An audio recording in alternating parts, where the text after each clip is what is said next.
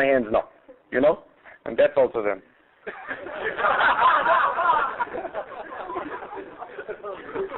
And subhanallah, I look at them and my heart cries. Allah be my witness, my heart cries.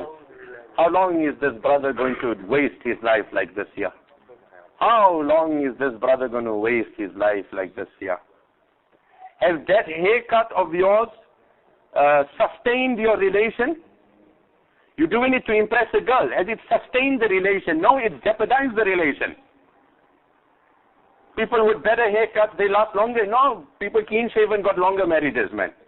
They take all the hair off, man. Your wife got nothing to look at, nothing to complain about.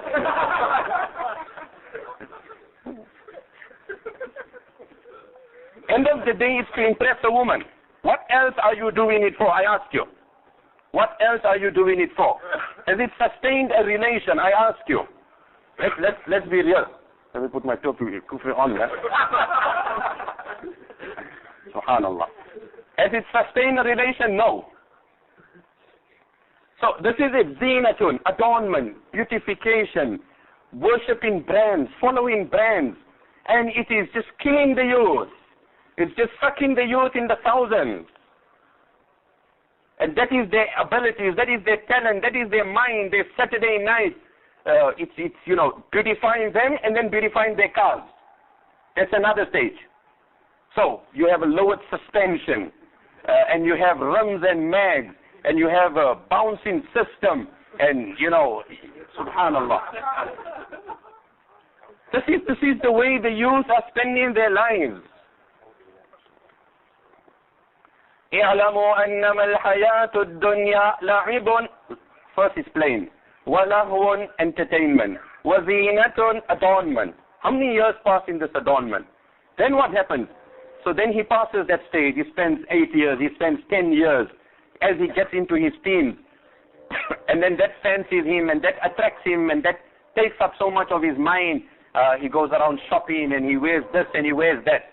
After that, وَزِينَةٌ وَتَفَاخُرٌ بَيْنَكُمْ وَتَكَاثُرٌ فِي الْأَمْوَالِ وَالْأَوْلَادِ وَتَفَاخُرٌ بَيْنَكُمْ. Now he starts comparing with one another. So he beautifies, he adorns, and then they have those locations where they come out and they meet and they congregate and converge. And then the most affluent youth, the most well-dressed youth is the most impressive one. So the car you drive, the clothes you wear, the phone you hold, the woman you enjoy, the wine you drink, whatever it is, that is it. Imagine what an evil society. You are more profound and more accepted in proportion to how much you excel in evil. That is it. In fact, there are certain circles of friends and peers that there are certain requirements to get into those friendships. So you need to do this, you need to do this. You are given things where, it is daring. Can you do this? Have you ever done this? Can you prove your affiliation and your allegiance to that group by perpetrating certain crimes? That is the reality of what we are seeing happening around us. And unfortunately, I have noticed, and I said it to many youngsters, some of them carry these weights and they have this, So I said, there isn't a problem in doing that. But once you do this bodybuilding, then you got to make it known. Now you have to wear a sleeveless vest. I don't have a problem with you carrying weights, but do you have to wear a sleeveless vest? Oh, you got to show. And then, come Fajr time, you can't lift the blanket. You lift in, mashallah, how many tons, and you lift in how much weight, and then Fajr time you can't lift it duvet. I ask you, are you strong, my brother? The Prophet ﷺ seen two people wrestling. He said, what are they doing? So the Sahaba said, no, they're determining who's strong. He said, oh, that's how you judge strength. Well, that's not how my Allah judges strength. So Sahaba said, how does Allah judge strength? The Prophet ﷺ said, الَّذِي يَمْلِكُ نَفْسَهُ عِنْدَ الْغَضَبِ. The one who can take total control over himself in absolute anger is a strong man in the eyes of Allah. He has strength. He has strength, who can take control over his emotions, who can hold himself, who can subdue his emotions. He's a strong person. In absolute anger, he takes control. What is this carrying this and carrying that and then wearing sleeveless? What did Aad say? وَقَالُوا مَنْ أَشَدُّ مِنَّا قُوَّةً وَقَالُوا مَنْ أَشَدُّ مِنَّا قُوَّةً Who is stronger than us? So Allah gave one answer. In your arrogance of strength, أَوَلَمْ يَرَوْا أَنَّ اللَّهَ الَّذِي خَلَقَهُمْ هُوَ أَشَدُّ مِنْهُمْ قُوَّةً Have you forgotten that Allah who has endowed you with that strength, He is stronger? Have you forgotten that Allah who gave you this muscles, He is stronger? And then obviously you get this, these food that's for this. One day I just went by mistake into the shop. I wanted to buy a regular chocolate. And then I see muscles on it, and I see this thing, and then I said, no, wait, I'm in the wrong place here. And that's supposed to substitute a meal. And, you've got to be into this whole theory and in this buzz and to know this whole, how it operates, Suffice to know that there's something like that exists. So then what happens? Comparison. So you're driving a Toyota, I'm driving a BM, you're driving a BM, I'm driving a Mercedes, you're driving a Mercedes, I'm driving a Volvo, you own this, I own that. The Quran says that's the next stage. And when you're looking back, oh, could I be so foolish to spend my time doing that? Oh, was there a time I played with toys? Oh my, did I ever have been entertained by these things? As you're moving on, you're trivializing the stage before. You're laughing at it, you're mocking at it. I can't understand these children, the whole day they want to spend their time with toys. I don't know what they get in this.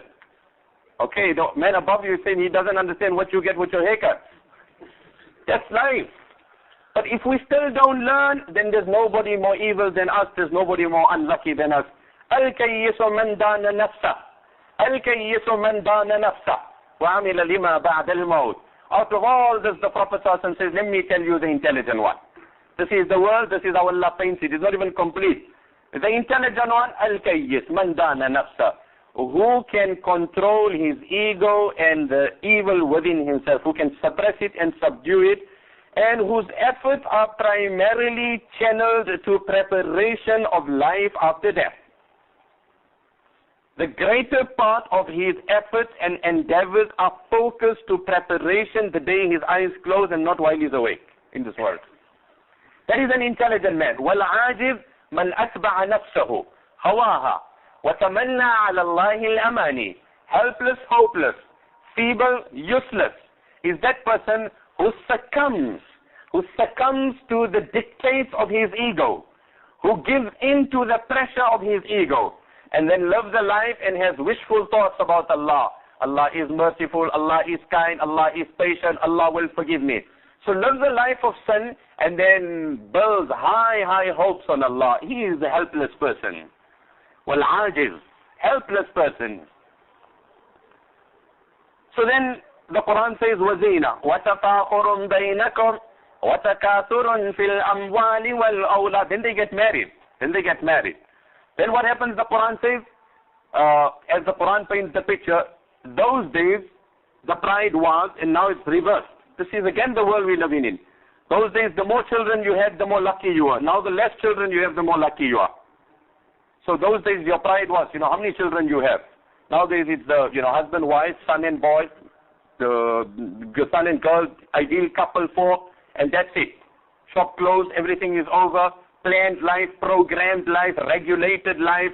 Get married at this age, a child at this, then I plan another. This is how the world is. As if we are in control.